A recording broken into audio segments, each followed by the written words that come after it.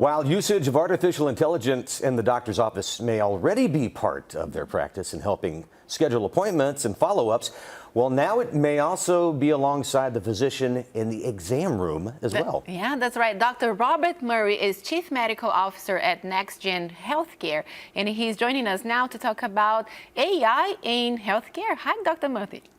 Murray. Hi, thanks for having me. Oh, yeah, of course. Thank you. So what should patients expect when engaging with a physician who is using ambient listening and other AI-managed innovations? Sure. So I think many people in your audience will be familiar with going to the doctor and they're trying to explain what's going on, but the doctor is unfortunately staring at the computer screen or typing. They're not really able to engage them. So as a practicing family physician, I can tell you that that is not what the doctor wants to be doing. What the doctor wants to do is interact with you, pay attention, right? And so what ambient listening technology allows them to do is the doctor is going to use his or her smartphone. That phone is going to listen to the conversation that's going to happen naturally in the exam room. And when it's all done, the AI, the artificial intelligence behind this technology, converts that conversation into the start of the note for the physician. And this is great because the doctor doesn't have to look at the computer, doesn't have to spend time capturing all of those little details. The doctor or the healthcare provider is able to pay attention to you as the patient. So it's really kind of good for both the physician and the patient in this case. Okay, so the big question, I'm sure that it's on everybody's mind concerning this, is should they be worried about privacy concerns? Yeah, it's a good question. I mean, the way that we at NextGen Healthcare have implemented ambient listening, it should not be a concern for privacy because everything is happening in real time, and the conversation between the physician and the patient, it's not stored. It's not used to train AI. It's not sitting in some big tech company's database or something like that. It's only used right then and there to generate the note, to take something off of the doctor's to-do list. But in general, if you as a patient have questions as AI becomes more common in medicine, just ask your provider. They should be able to answer, or somebody in the practice should be able to answer, what kinds of concerns you may have around privacy or artificial intelligence or really anything. And how are physicians currently using AI, and how are patients reaching so far?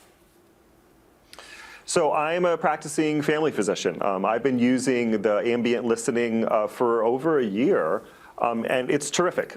So I think it saves me time, right? I don't have to spend so much time, after I'm done seeing patients, entering information into the computer. It really changes the interaction in the exam room because I am able to really pay attention to patients and focus on them, not focus on the computer. And the last thing I really like about it is that it makes more of the conversation happen out loud. And so by that I mean I'm going to say this is what I think is going on, and this is what's not going on. Right? Here's the tests we're going to do maybe to figure out more, and here's what we expect to learn from them. Here's what you can do as a patient to feel better, to get over whatever is happening.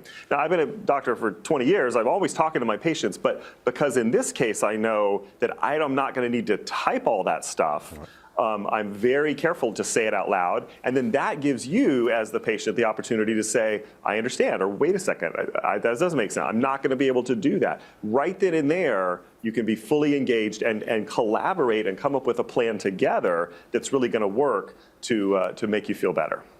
Dr. Murray, how can this new process provide more personalization for a healthcare visit? So I think most people don't realize this, but healthcare providers spend many hours typically after they're done seeing patients entering all this stuff in the computer. And this ambient listening really helps with that. And so that'll do one of two things. Either the physician, the provider will be able to see more patients because a lot of the documentation is captured. Or there's a real problem in this country with healthcare provider burnout, where people are leaving medicine because it's just not fulfilling anymore. There's too many administrative tasks. There's a variety of reasons. But taking away that computer burden or really lessening it is helpful with that as well. And so patients will experience that, hopefully, in terms of their provider being more engaged with them when they're in the visit, and also easier to go and see them because the provider will not be backing away from patient care, but they'll be leaning into it again because it's what they're able to do it the way that they've wanted to do it all along. All right. Changing times, you got to change with it. AI is also doing good, and not only bad stuff Exactly. and scary stuff. So yeah, Dr. Bob Murray, thank you so much. You're very welcome. Have a great day. You too.